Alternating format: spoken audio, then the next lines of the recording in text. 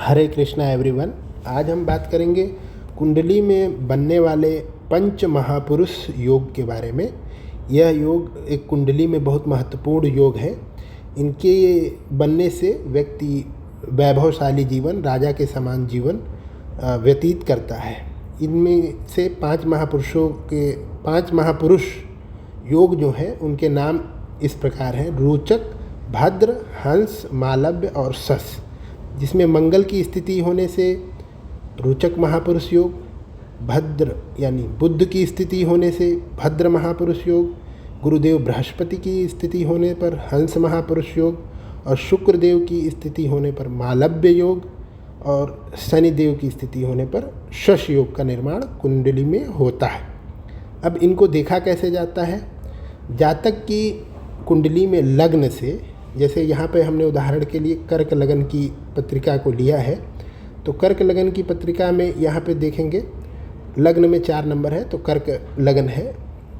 तो लगन से केंद्र भाव में यानी 1, 4, 7 और 10 इनकी स्थिति में हम देखेंगे कि मंगल, शनि, शुक्र, बुध इनकी क्या स्थिति और गुरुदेव बृहस्पति इनकी स्थिति केंद्र में जब लग्न से हो, यानी कि लग्न से मंगल, शुक्र, बुध, शनि और बृहस्पति ये 5 ग्रह या तो लग्न में स्थित हो या चौथे भाव में या सप्तम भाव में या दसम भाव में, तो ये पंच महापुरुष योग का निर्माण करते हैं।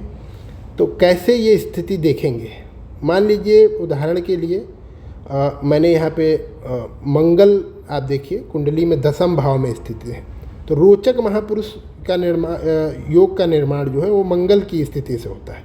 यह मंगल की स्थिति से निर्माण होगा, तो मंगल कहाँ होने चाहिए? यानी वो मेष राशि में स्थित होने चाहिए कुंडली में, वृश्चिक में यानी यह इनकी स्वराशि है, या मकर राशि या अपने उच्च की राशि में स्थित होने चाहिए। उसी प्रकार से बुध देव अपनी 2 स्वयं की जो राशियाँ हैं मिथुन या कन्या उनमें स्थित होने चाहिए।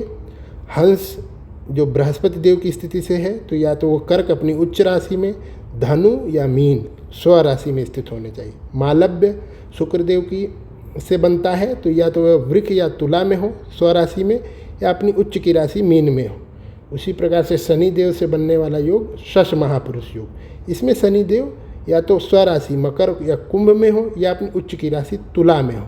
और ध्यान देने योग्य बात यह है कि यह राशियाँ जो है हमारे केंद्र भाव में ही पढ़नी चाहिए, या तो 1 में हो या तो 4 में हो या तो 7 में हो या तो 10 में हो। उसी प्रकार से आज हमने लिया ये कर्क लगन की पत्रिका है, तो देखिए 7 नंबर में तुला आ रहा है, 10 नंबर में हमारा मकर है, 1 नंबर में मेष राशि है।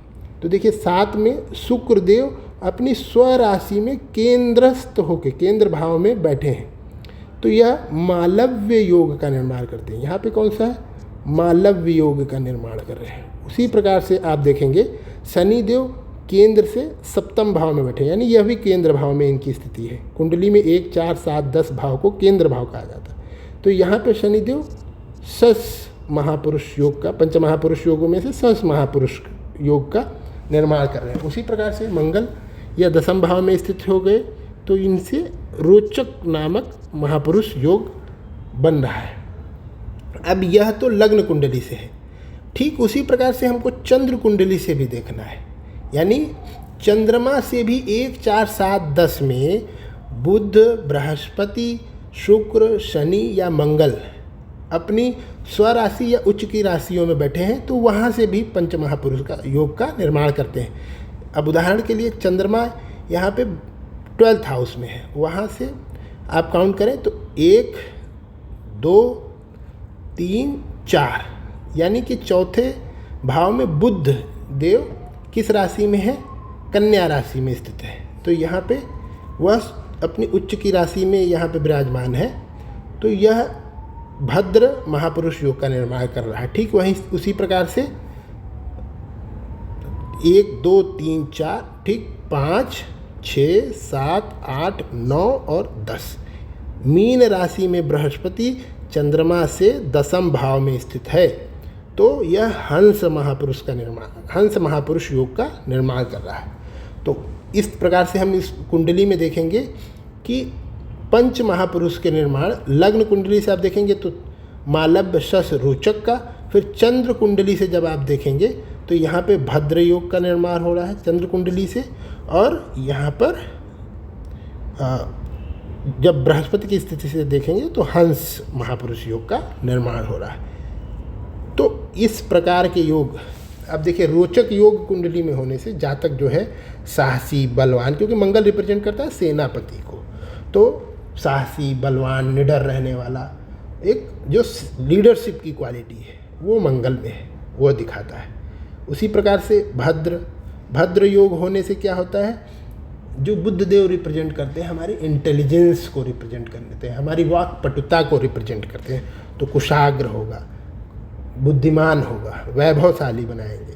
हंस यानी बृहस्पति देव के स्थिति केंद्र भाव में स्थिति से चंद्र कुंडली से केंद्र भाव में स्थित है बृहस्पति देव, तो अपनी स्वयं की राशि में मीन राशि में, तो यहाँ पे यशस्वी, सुंदर, धैर्यवान, धर्म में रुचि लेने वाला ऐसा जातक होता है।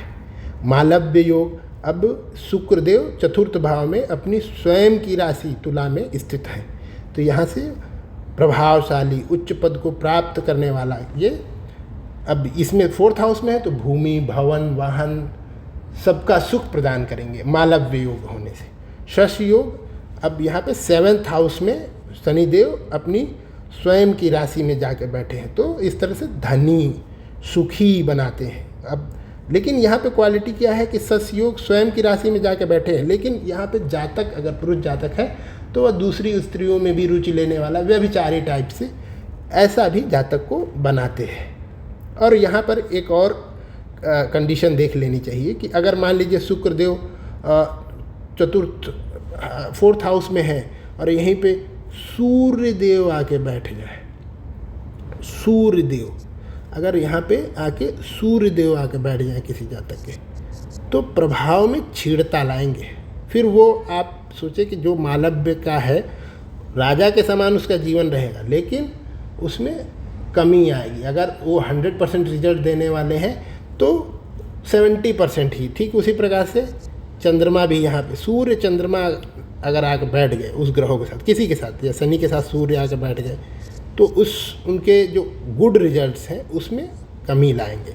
इसी तरह बृहस्पति के साथ आके सूर्य देव बैठ गए या चंद्र देव बैठ गए, तो जो रिजल्ट हंस महापुरुष योग के होने से मिलना चाहिए उसमें कमी लाएंगे। तो और इसमें हमको ध्यान देना है कि हम लग्न कुंडली से भी देखें और चंद्र कुंडली से भी देखें। अगर किसी कुंडली में एक योग बन रहा है, इन पंच महापुरुष योगों में से कोई एक बन रहा है, रोचक बन रहा है, भद्र बन रहा है, हंस बन रहा है, मालव्य बन रहा है या शश बन रहा है, तो भाग्यवान होता है। दो बन रहा है तो उच्च पदाधिकारी होता है। मान लीजिए रोचक बन गया और मालव्य बन गया तो उच्च पदाधिकारी, अच्छा उत्तम कोटि का जीवन जीने वाला। तीन योग बन रहे हैं तो महाराजा, राजा के समान वो जीवन व्यतीत करेगा। राजा के समान मतलब वैभवशाली, luxury, comfort, whatever he wants to achieve in his life, सब कुछ उसे मिलता है। और 5 यानी इस पत्रिका में जो मैंने बनाई है एग्जाम्पल के लिए, इसमें 5 महापुरुष योग हैं। तो इस तरीके से मान लीजिए यहाँ पे चंद्रमा 12th हाउस में, सूर्य किसी अन्य हाउस में चले गया, मान लीजिए 11th में है, तो सूर्य का तो किसी से संबंध ही नहीं बना। तो इस प्रकार से 5 महापुरुष योग इस पत्रिका में अगर बन जाते हैं तो वो एक तरीके से महाराजा के समान जीवन व्यतीत करता है। उसकी लाइफ में हर प्रकार का वैभव, कंफर्ट, लग्जरी सब चीज़ें मिलती हैं। अगर इन महापुरुष कारक ग्रहों के साथ यदि सूर्य और चंद्र आके बैठ जाए, सूर्य या चंद्रमा आके बैठ गए, तो फिर वो ग्रह अपनी महादशा अंतरदशा में उसको अच्छा फल देते हैं। फल में कमी नहीं करेंगे, लेकिन जो एक थ्रेशोल्ड होता है 100% का, 90% का, उसमें कमी करेंगे। 70% ही उनको मिल पा रहा है उस महापुरुष योग का लाभ। तो यह देख लेने का विषय है आज के लिए पंच महापुरुष योग में। बस इतना ही। तब तक के लिए धन्यवाद। नारायण।